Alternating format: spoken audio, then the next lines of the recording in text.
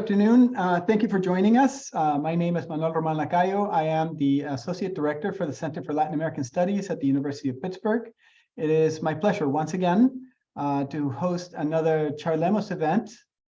For today, we have Ezeqiel Gonzales-Ocantos, Paula Muñoz, Nara, Pavão, and Viviana Baraybar Hidalgo talking about their book, Prosecutors, Voters, and the Criminalization of Corruption in Latin America. It will be a discussion moderated by Alisha, Holland. And without wanting to take any more of your time, I will pass it off to Alisha. Thank you. Wonderful. Well, thank you to everyone for coming. We're thrilled to be talking about this book that's going to be available for purchase and for you all to read in just a few months in April, coming out with Cambridge University Press. And we're really excited to have the full team of authors here today to talk about their work. I'm going to ask them some questions about the book for about 30 minutes, and then I'll invite the audience to send their questions via the chat, and we can continue the conversation.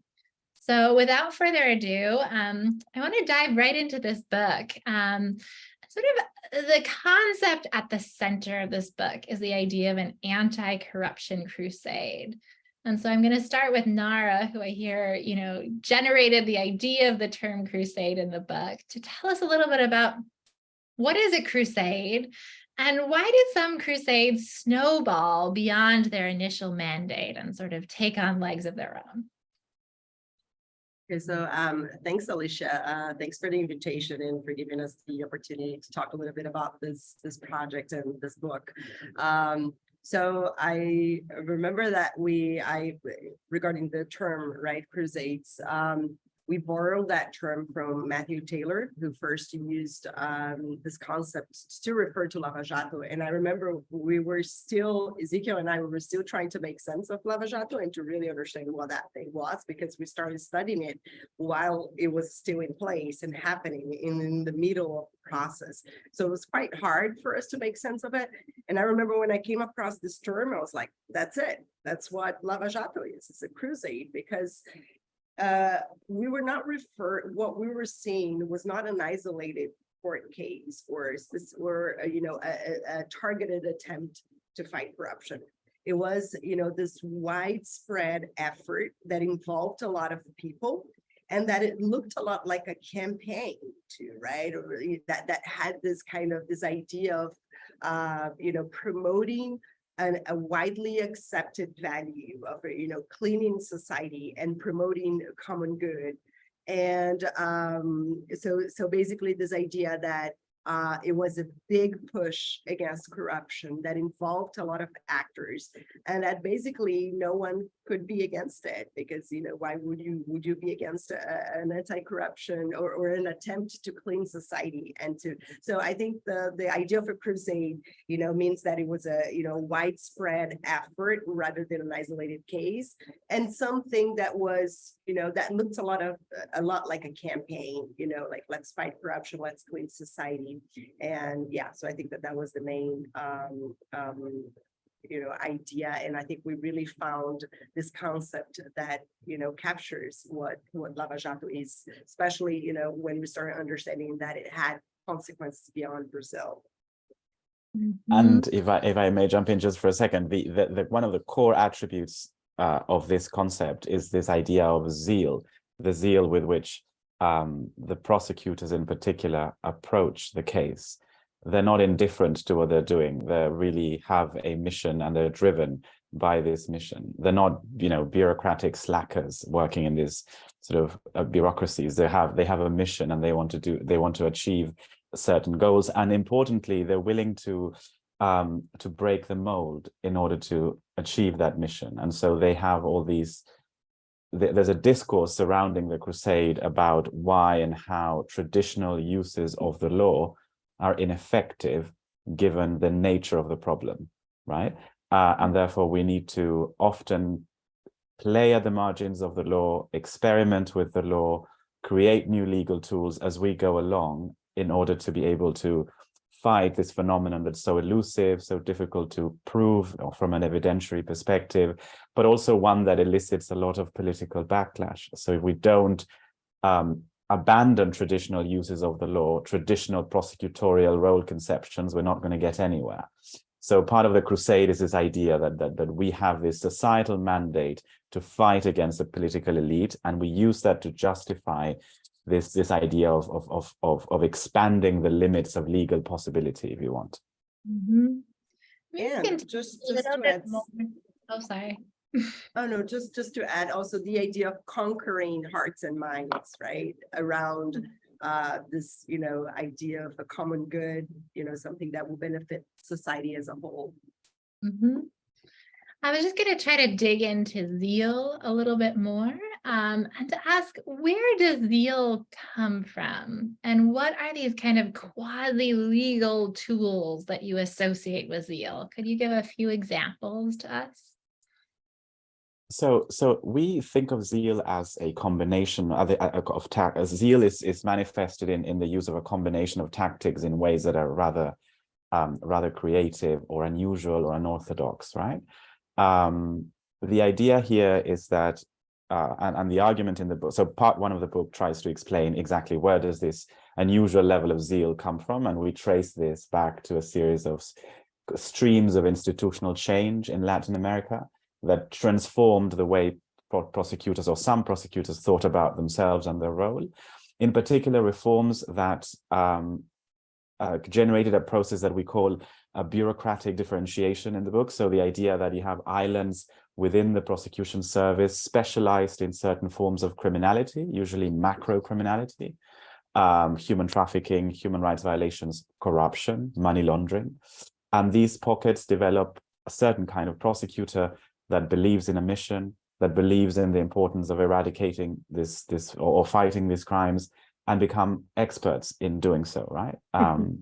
And so they use things, or they invent tools associated with leniency agreements, or they operationalize, legal frameworks that allow leniency agreements or plea bargains, things that were quite foreign to Latin America's legal tradition.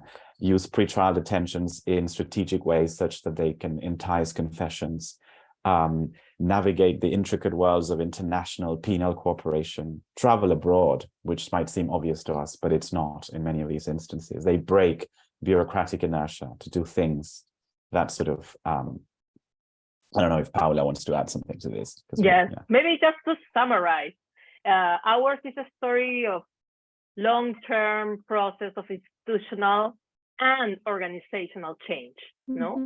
And it's a story of a structured agency. It's not just having some sort of institutional reform, but having a change of rule that then gets implemented through the bureaucratic organization from this process of differentiation, institution, and it drives a process of a new bureaucratic training, expertise, culture that then provides some sense of missions and identity, and in this sense creates possibly these rank and file prosecutors who are willing to fight, to give this fight.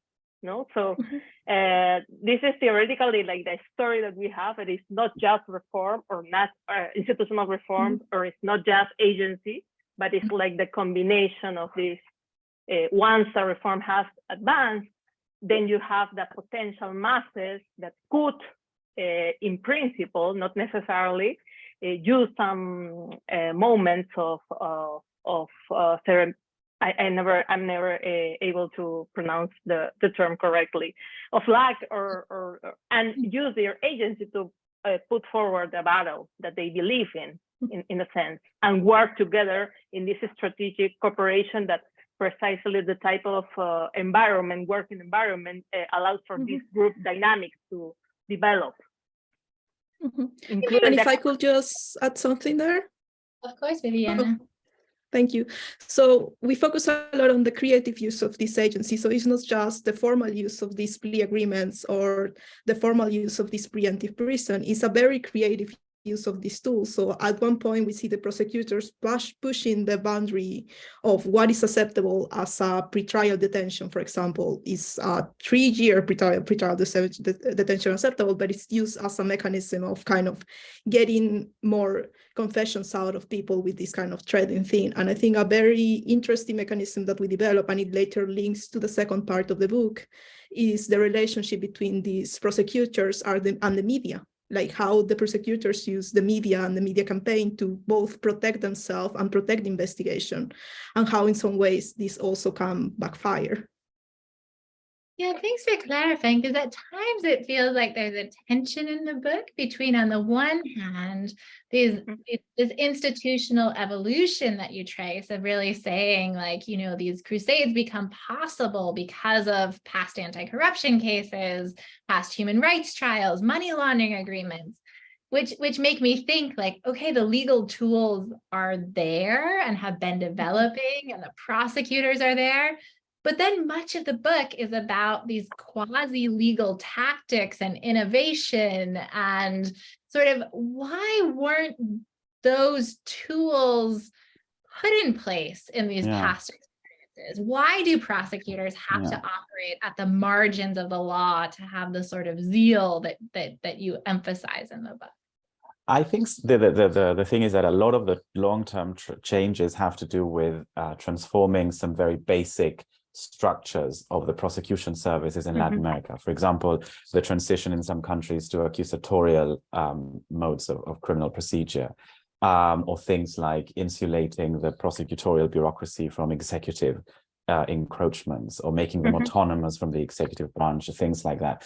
There are more sort of there are smaller changes or more micro-level changes related to how you define corruption in criminal codes, or the legal viability of plea bargains and leniency agreements that happen much later and much closer to the action, right? So these are literally unprecedented. For example, the agreement that Peruvian prosecutors signed with Odebrecht, which is the company at the heart of the scandal in Latin America, is unprecedented. That had never been done before.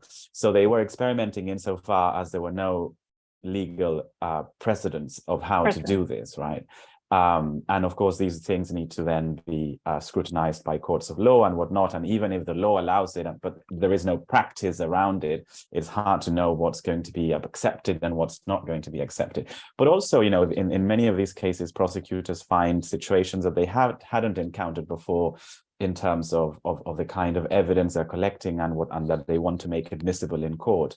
Which also means that they have to sort of experiment with legal arguments in order to move forward. So there is a lot of experimentation and trial and error as they go along, regardless of the existence of an institutional structure that enables it, right? I guess, you know, the sort of conventional wisdom among Latin Americanists would be that, you know, these investigations take off and really depend on the structure of the political party system, and places where parties and sort of elite networks are strong enough to push back and squash these investigations is where they fizzle. Whereas, you know, Peru, weak parties, maybe even Brazil, parties in tumult, allow investigators and prosecutors to take the lead. Is this partisan account helpful? What role do parties play, as you see it, in the sort of momentum that anti-corruption crusades take on?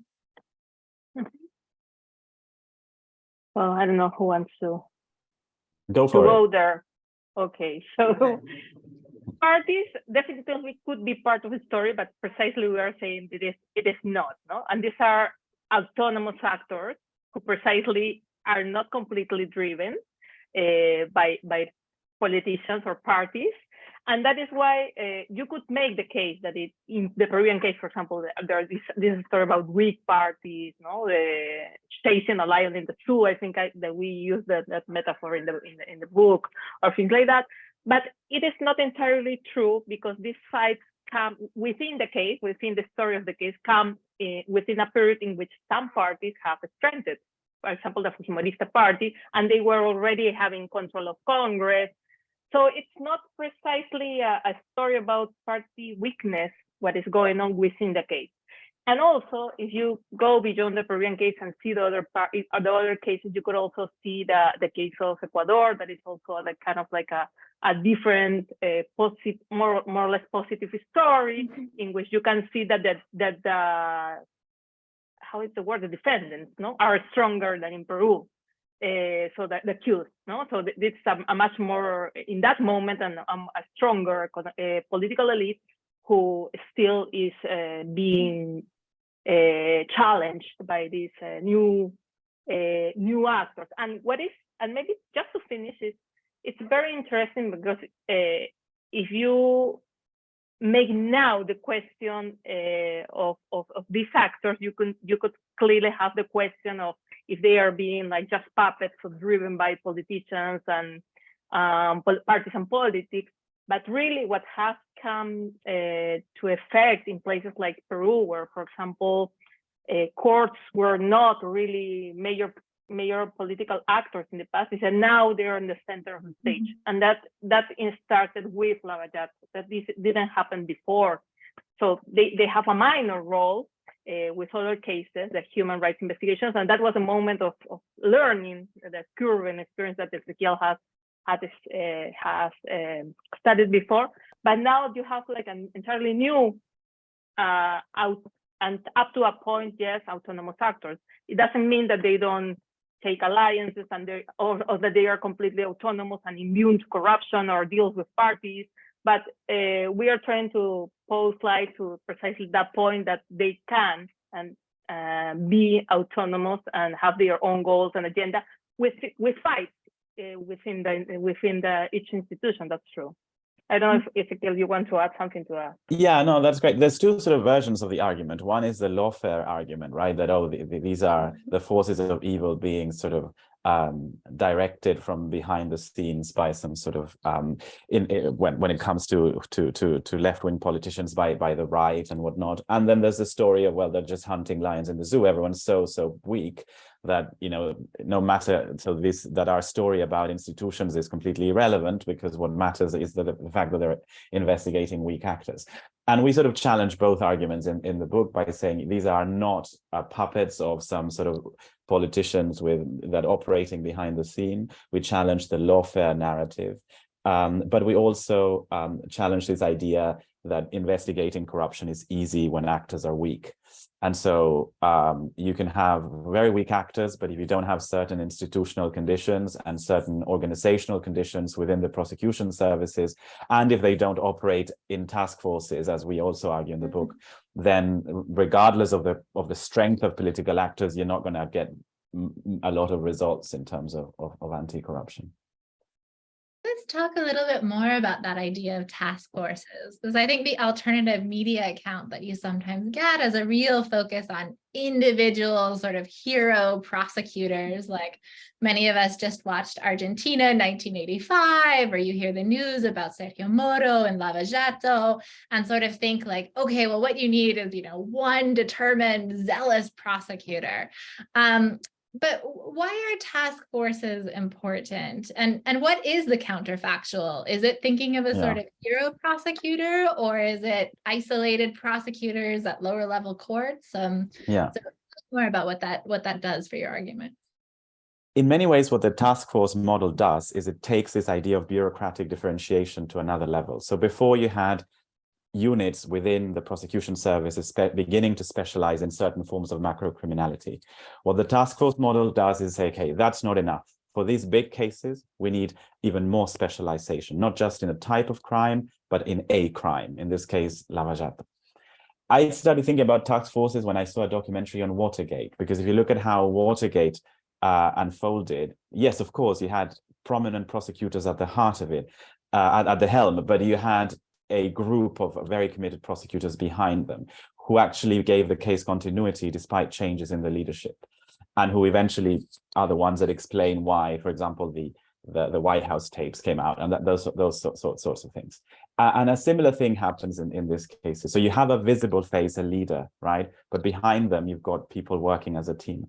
And the counterfactual here is not just an individual prosecutor working as opposed to a group working in the case, but fragmenting the case in a variety of teams or a variety of prosecutors, because that's what generates coordination problems. It doesn't allow investigators to see the systemic patterns behind the phenomenon they're investigating, and that sort of makes it difficult to then produce this snowballing, cascading dynamic that produces the crusade in the end. It also is important that the task force model for defensive reasons, right? It's much harder to dismantle groups that have been created specifically to investigate a case, because it's very hard for politicians to justify that. It also reduces the risk of compromise. It makes it harder for politicians to try and bribe certain members, because task forces have very powerful socialization dynamics. And also, so the ones who really not invented, but really exploited the task force model were the Italians in the 70s and 80s, when they investigated the mafias and terrorism. And one of the things they started working as teams as opposed to in an individual way is because they realized that if they worked individually and they got killed, the case would crumble. Whereas if they were working as a team, there would be people there who could rescue the case and carry on despite the death of a prosecutor. And so they really, banked on this model. And I think the Brazilians learned from that. And then, of course, the Peruvians learned from that and their experiences investigating Fujimori that had also been based on a task force model. And so it becomes one of the key variables in the story, because we compare cases where Lava Jato took off, like Ecuador and Peru, with cases where it didn't, like Argentina or Mexico. And we find that the key distinguishing factor, apart from these streams of institutional reforms that affected these countries differentially, is the extent to which the investigators adopted the task force model. Very clearly, they did in Ecuador and Peru. They did not do it in the other two cases. Mm-hmm. Maybe just to talk a word about the sort of methods in the first part of the book. You describe your approach as stylized induction and sort of trying to find the common features of these anti-corruption crusades that took off. What did that mean in terms of your case selection and how you thought about cases? Yeah. And also, in practice, given, many prosecutors don't want to talk about ongoing investigations. What did it look like to do these interviews and methodologically come up with descriptions of their structure on the ground? Let me say something very quick about stylized induction, then I'll let you guys talk about the cases. So this is a term we borrow from Michael Coppedge. It's not our term, right? He comes up with this in this book, Democratization and Research Methods, where he sort of distinguishes theories from checklists, from frameworks, right? And what happened was that we started reading a lot about cases like Brazil or Italy or Nigeria or Colombia or Guatemala, where you have a lot of stuff written on what can be characterized as crusades.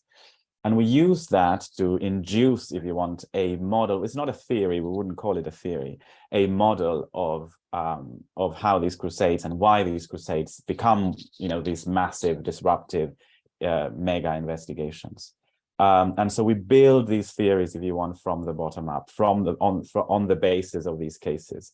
For some of the reviewers, this was problematic because this is not how books normally proceed. Books normally have a deductive theory that we pretend we deduce from, some out of thin air, and then we test it in cases, right? This is not how we proposed how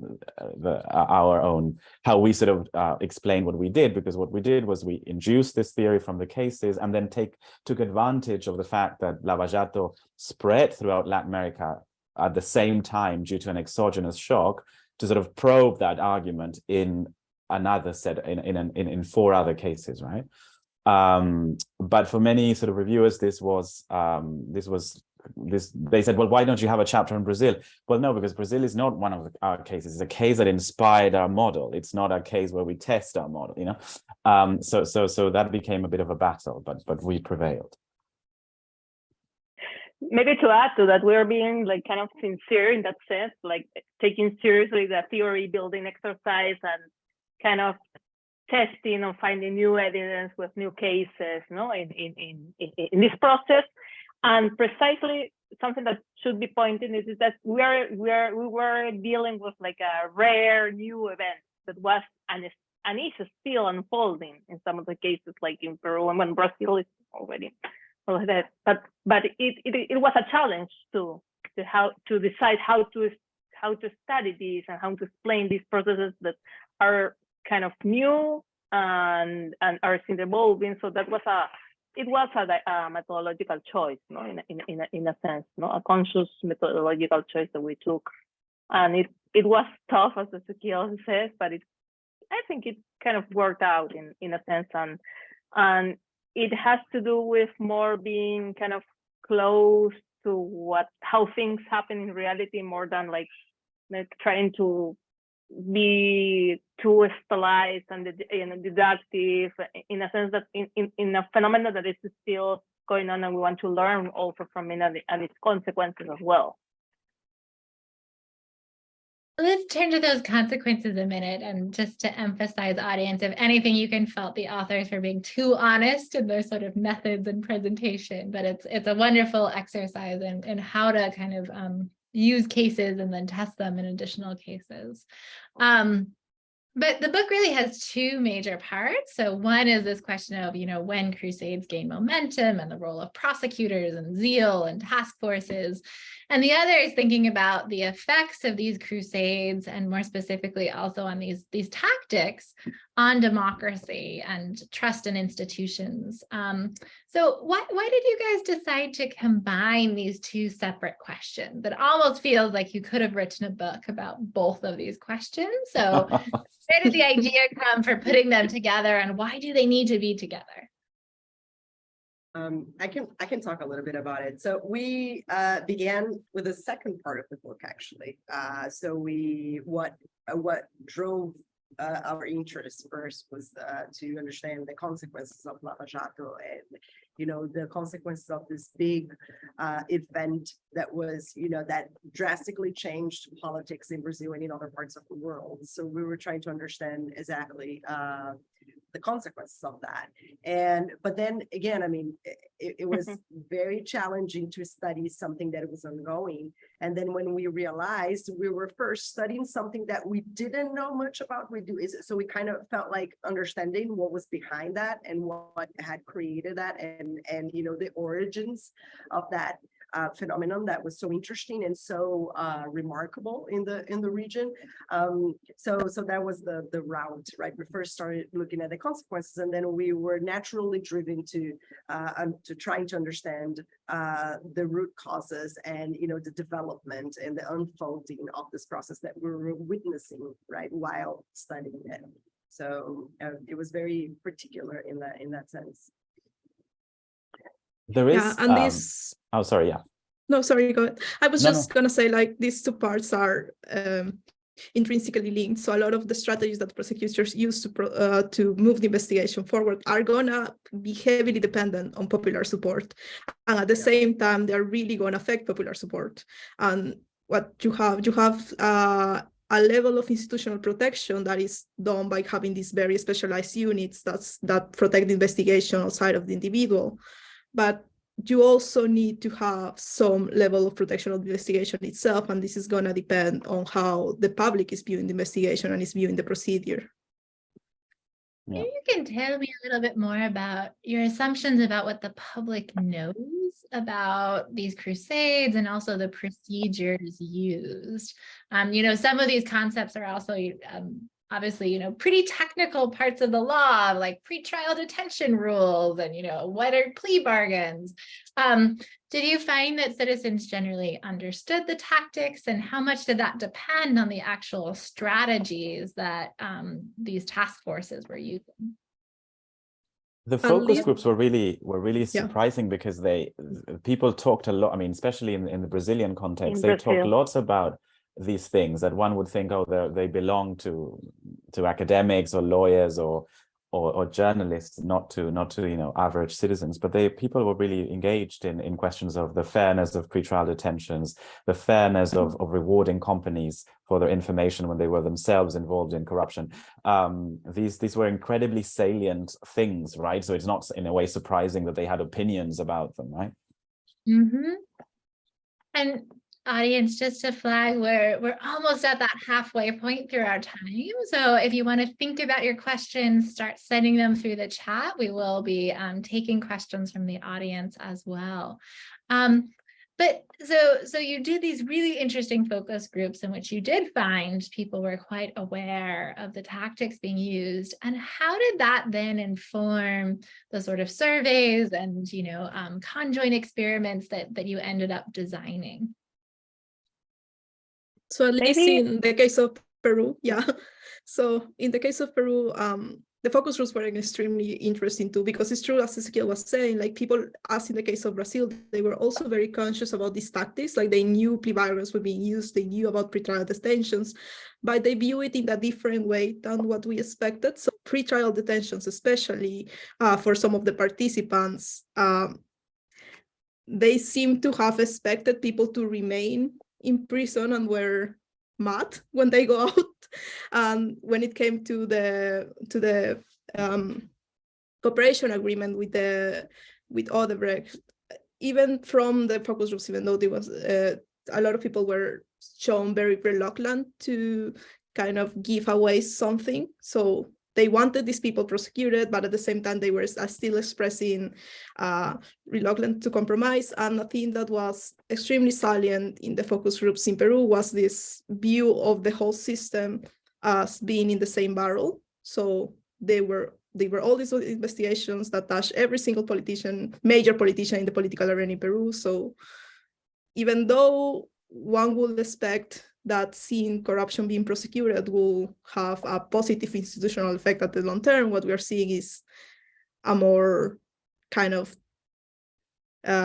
despair or disappointment with the system, because if everyone is involved, then what's the option now? More cynical view.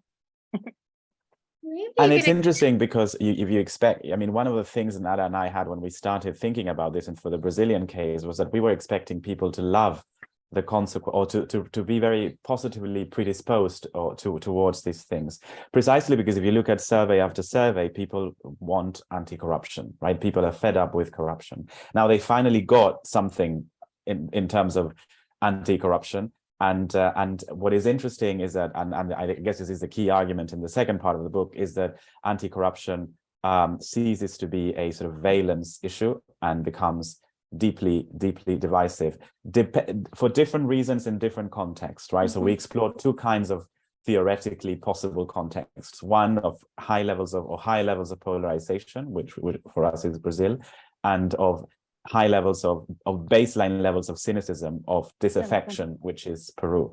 In one case, this anti-corruption drive deepens polarization. In the other one, it deepens cynicism. So in a way, you don't get necessarily good outcomes at that level of public opinion in either context. Yeah, and I think we were also a bit puzzled with this narrative that was very strong in Brazil, that no one can be in favor of corruption, so everyone is against corruption, and how could you go against or be against Lava Jato? So at the beginning, Lava Jato gets a lot of attention and everyone supports it, and then as the operation unfolds, it starts getting politicized, right? And people start having these different takes on the investigations, and so it basically maps into existing political cleavages like other issues, right, in the country. So you also see the evolution in public opinion, in perceptions, no? We through the iteration of surveys or focus groups they conducted at different times, you also see kind of like the transformation in public opinion and how this is something that is evolving, and people are also thinking differently, depending on also in the moment. As we were saying, it has to do also with how the process is conducted and how it's being sold in the press, in the media, how it's being perceived. Yeah, because part of that evolution is in a way dependent on the tactics that prosecutors use to fight corruption, right? So at the beginning, these things are a bit totemic. They are not sort of criticized. The public opinion is very much in favor. But then as they evolve and they start doing things. So for example, in the case of Peru, there's a moment which is really important for the with this Cara. Right, for the investigation, because the investigation all of a sudden turns against the sitting president Vizcarra, right? And in a way triggers the process that ends up with his impeachment and ousting. And that was really problematic for the investigation, because for the first time the public started thinking, well, maybe they're overplaying their hand.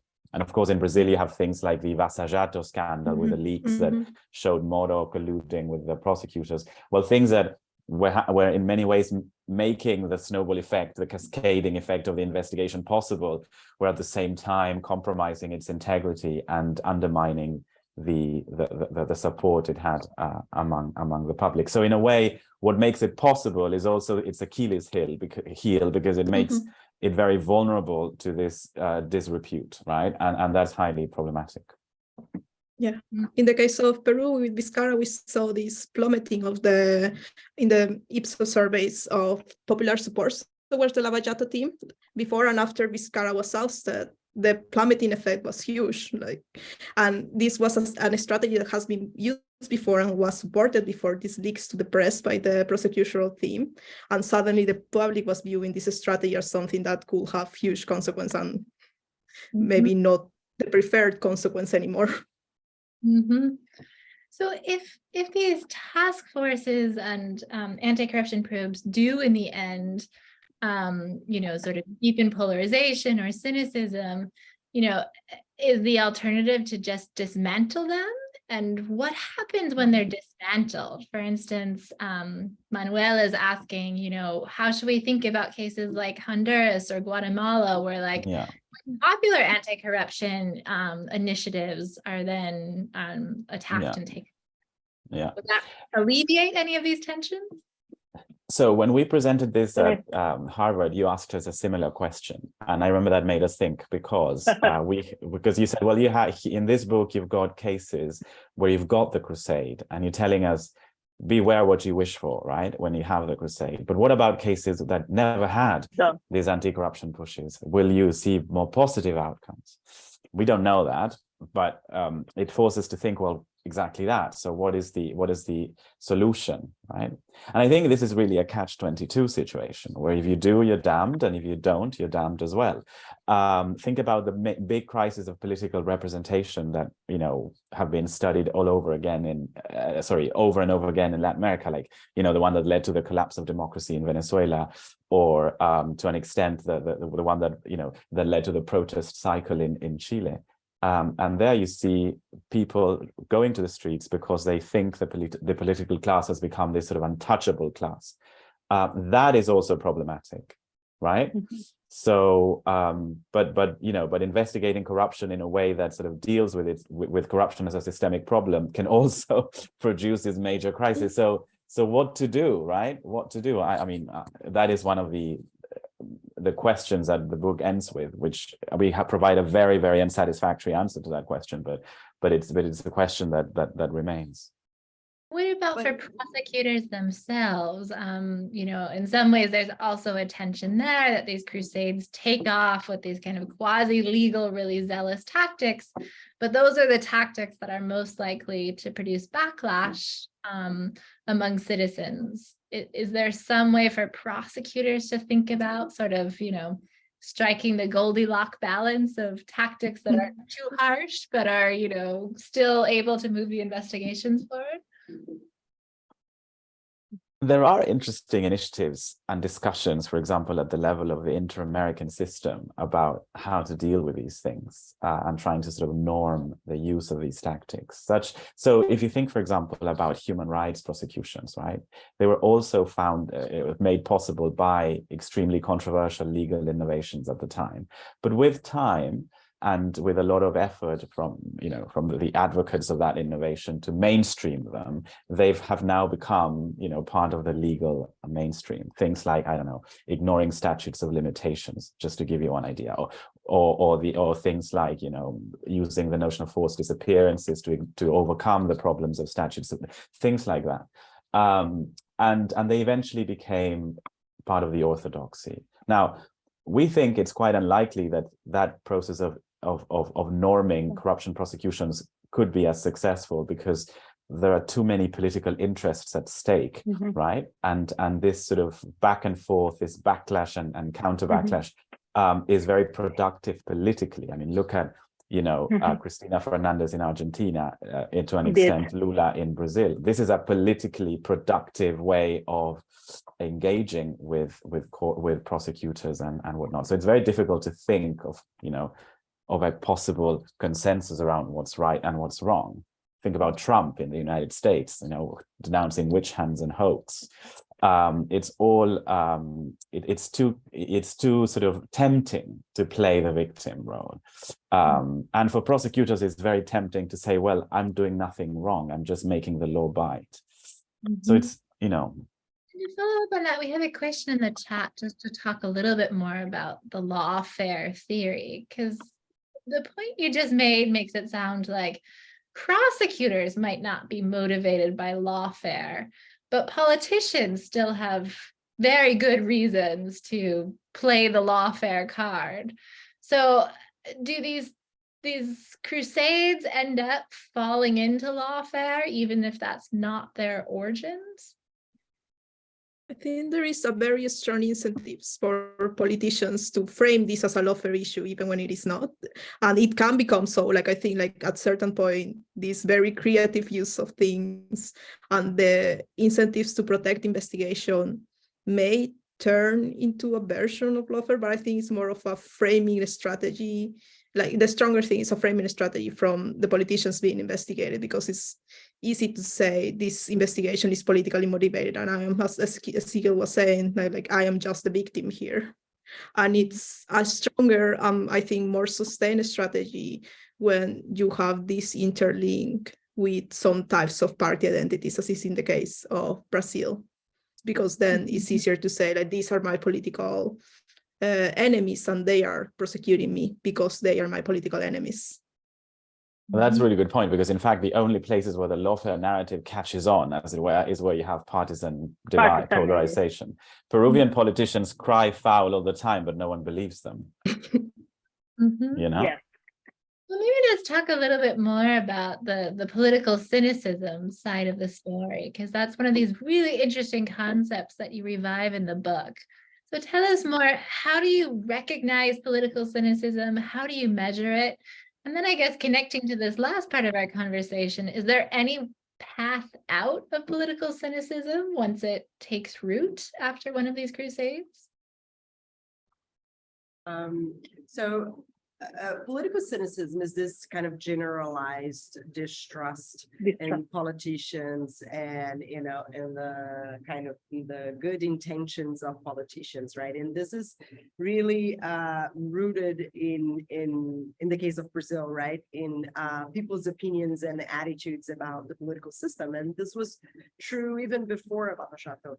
I mean, I wrote my dissertation before Lava Jato, and I already talked about that concept to you know, kind of, you know, explain how people felt towards the system.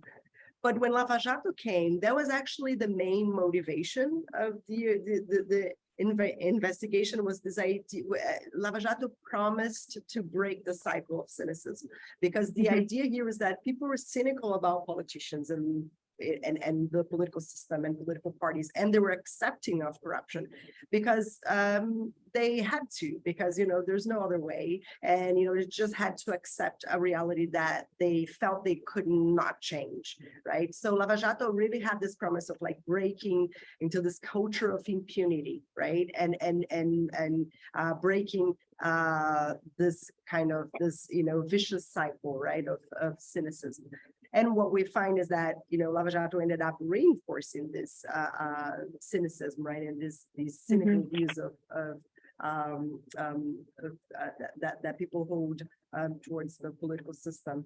And in terms of if there's a way out of cynicism, I think if there is a way out, which we really do not know, it's definitely something more gradual, and that involves other attitudes towards the political system. It's not, people are not just cynical of politicians because of corruption. I mean, it's because of other things, because the system does not deliver, and it's related to other broader attitudes that people have about the political system. And I mean, what we know is that, you know, this idea that something like Lava Jato would necessarily break this cynical views of politicians is very naive, right? And Lava Jato now, like looking back and looking at what Lava Jato promised at the beginning, they had very naive ideas, right, of what they could do, and this idea that, you know, fighting corruption is always good, and regardless of, you know, the consequences of it, it's always good to fight corruption, and what it's important is to do something about corruption at any price. And I think our book shows that this is not really the case, and that sometimes, you know, it's controversial to fight corruption, and people might turn against corruption operations, investigations, even if they dislike corruption. I did want to ask, like, to what extent plea bargaining really reinforces the sense of political cynicism? Because if you think about the hope of an anti-corruption crusade, it's often about initially targeting the bad actors, where you can root for some good team of, you know, prosecutors going against the bad guys. And then plea bargaining basically like unfolds, you know, the bad guys telling another bad guys, and like it's this whole network that seems to extend throughout society. So do plea bargains inherently sort of de-individualize responsibility and make it more likely to fall into this political cynicism framework? I think the way in which plea bargain was used, so with having these small, like plea bargains with kind of like small evils, with the objective of catching the big ones, kind of protects a little bit against that, because the salient ones, the ones that get more publicity, are the big ones. So the big politicians, the ones that are more in the public lens, and you do the plea bargains to try to get information about them. Mm-hmm. But nevertheless, it does feed into this narrative of, you know, voters do not want to compromise between truth and justice, as it were. Anything, right? they want everything at the same time. No? That was like the conclusion of the conjoint analysis we got. No, they want punish everybody at the same time with no cost. Also, they don't want to compromise in a sense. No? Yeah. So that is why it's tough. Exactly. So in our conjoint, we use a conjoint experiment to see what trade-offs voters are willing to make in this sort of deals that they sign with, prosecutors sign with a company. And even the conjoint is framed in such a way that it is clear to voters that not compromising means the end of the investigation. And they're still not willing to compromise because these companies are fundamentally corrupt. And this then feeds into the narrative of those who are targeted by the investigation, saying, you know what, these prosecutors are clearly not doing their job. They're letting these companies off the hook. These companies are very much to blame for what happened here, but they're colluding with these business interests to go after popularly elected politicians. Can you talk a little bit, this is a question from Scott Morgenstern, about why some of the older cases of corruption, so if you think of Fujimori or Collier, like we think of them as having generated, you know, a certain amount of public support, and we don't associate them with such high levels of cynicism. So was there something about those earlier corruption prosecutions that perhaps were more successful in terms of supporting the system and democracy and marking a break with past practices? But the question there maybe is what Ezeqiel already explained, is that those were not just corruption processes. You also have the charges of human rights violations. And I believe that what probably is the way for those cases were the human rights cases. Because at least Fujimori's sentence, for example, was not for corruption case, like the big cases or whatever were the human rights sentences. So in a sense, it's a little different. And they learned there. There was a conscious decision to go for human rights prosecutions first and then for corruption. And then. And it's also, I mean, I guess you could also make the argument that it wasn't a crusade. So it's a different beast. I mean, if you think about Bensalao in Brazil, it didn't generate humans. I'm sure that if we had conducted this study about Bensalao, I don't know what Nara, what you think, but we would have found the more, optimistic findings.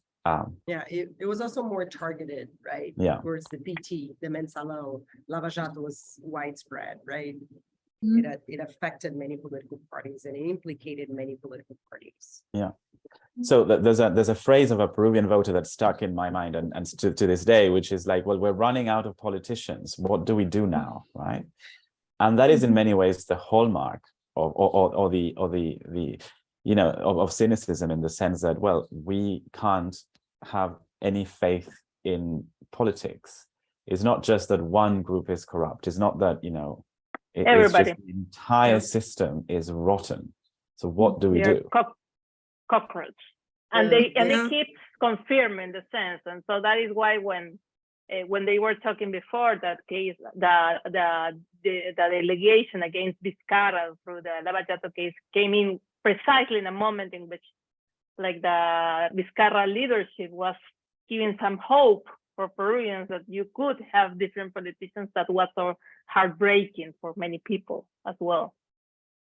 Yeah, and even though it's outside Right. the scope of the book, I think looking at the current electoral results, both in Peru and Ecuador, for example, you see levels of absenteeism and levels of Black voting, that even though they were high before, these levels were already high in the country, they're especially high in these recent elections, and the level of division of the vote especially in the case in Peru, is being particularly high in the 2021 election. As we were talking about before starting, the two countries that have experienced, or perhaps the three countries, the most salient, episodes of political turmoil in recent months and years have been Brazil, Peru, and to some extent Ecuador. And that's not it's not a coincidence, we think, and we argue in the book, that these are also the cases where Lava Jato went further.